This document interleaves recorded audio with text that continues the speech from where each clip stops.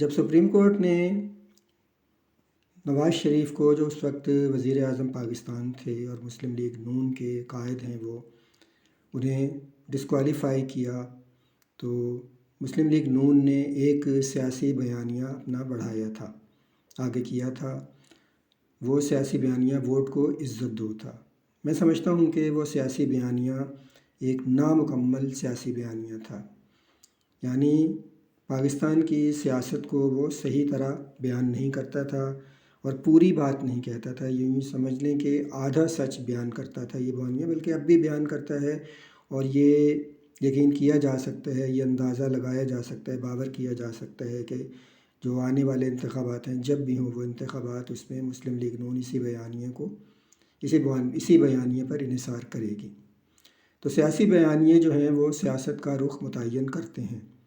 جیسا کہ چند سال قبل مسلم لیگ نون کا ووٹ کو عزت دو کا بیانیہ سامنے آیا، یہ بیانیہ سویلین بالادستی کی عدم موجودگی پر دلالت کرتا تھا اور کرتا ہے ابھی بھی، یعنی سول حکومت کی بالادستی کے قیام پر اصرار اس کا خاصہ ہے، اس بیانیے کا۔ یہ بیانیہ پاکستان کی سیاسی حقیقت کو مخاطب کرتا ہے، یعنی جو پاکستان کی پولیٹیکل ریالٹی ہے اسے ایڈریس کرتا ہے اور اس کا حل بھی تجویز کرتا ہے ایک، یعنی یہ کہ جس سیاسی جماعت کو ووٹ ملیں اس سیاسی جماعت کے مینڈیٹ کی عزت کی جائے اور اس میں کوئی خارجی دخل اندازی نہ ہو۔ لیکن ووٹ کو عزت دو کا بیانیہ ایک نامکمل بیانیہ ہے۔ کیوں اور کیسے؟ یہ بیانیہ اس لیے نامکمل ہے کیونکہ میں وجوہات بیان کر رہا ہوں اب۔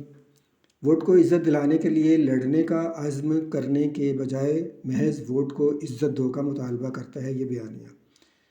پھر اس بیانیے سے یہ باور ہوتا ہے کہ یہ مطالبہ کسی مصلحت سے بوجھل ہے، یعنی یہ بیانیہ اس مطالبے کے ذریعے دباؤ ڈال کر کچھ لو اور کچھ دو کی سیاست کرنا چاہتا ہے۔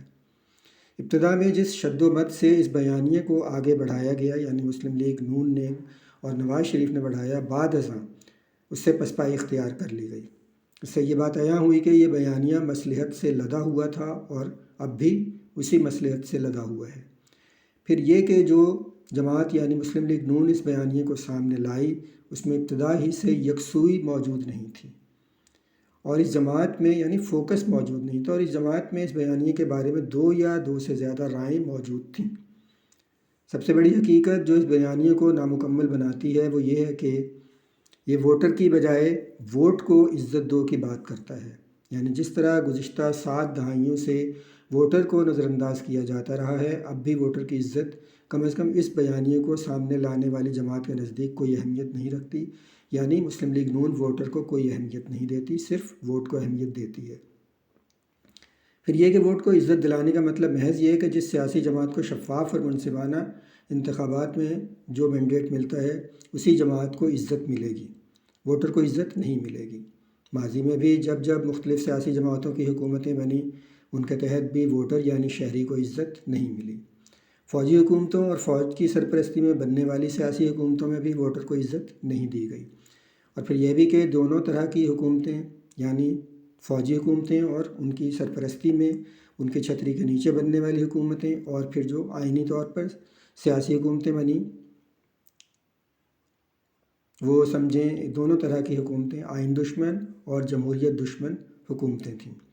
مختصر یہ کہ ووٹ کو عزت دو کا سیاسی بیانیہ صرف سیاسی یا سول حکومتوں کی بالادستی کی بات کرتا ہے۔ تو یہ نصف سچائی جو اس حد تک درست ہے کہ یوں آئین کی بالادستی قائم ہو سکتی ہے، لیکن یہ نصف بات ہے، یہ نصف سچائی ہے۔ سوال یہ ہے کہ آئین کی بالادستی کیوں؟ آئین کی بالادستی اس لیے کہ شہریوں کی جان و مال اور ان کے بنیادی حقوق اور آزادیوں کو تحفظ ملے، ان کی عزت و آبرو کو تحفظ ملے۔ مگر ووٹ کو عزت دو کا بیانیہ اس حقیقت کو ایک مرتبہ پھر پیچھے دھکیل دیتا ہے اور صرف یہ چاہتا ہے کہ سیاسی اور سول حکومتوں کو بالادستی ملے اور وہ جو دل میں آئے کریں۔ سوال یہ ہے کہ جب کبھی سیاسی اور سول حکومتیں قائم رہیں تو انہوں نے ووٹر کو کیا عزت دی یا کیا عزت دلوائی؟ جبکہ ووٹر کو عزت دو کا مطلب یہ ہے کہ ووٹر جسے ووٹ دیتا ہے اس کی حکومت اور بالادستی قائم ہو، اور پھر یوں وجود میں آنے والی حکومت ووٹر یعنی شہریوں کی خادم بنے، تمام ریاستی مشینری شہریوں کی خادم بنے۔